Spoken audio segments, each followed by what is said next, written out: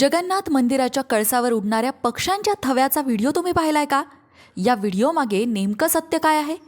हे कशाचे संकेत आहेत? चला जाणून घेऊया.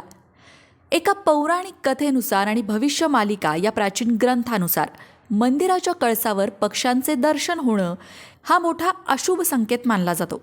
कलियुगाचा अंत जवळ आल्यावर आणि मोठा विनाश होण्यापूर्वी अशा घटना घडतील असे या भविष्यवाणीत नमूद केलेले आहे.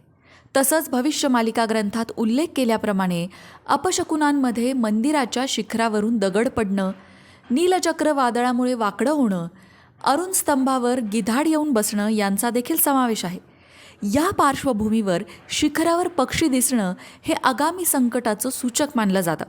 ही घटना जरी सामान्य वाटत असली तरी हा एक मोठा चमत्कार मानला जातो, कारण मंदिराच्या मुख्य शिखरावरून आजपर्यंत कोणताही पक्षी किंवा विमान देखील गेलेलं नाही.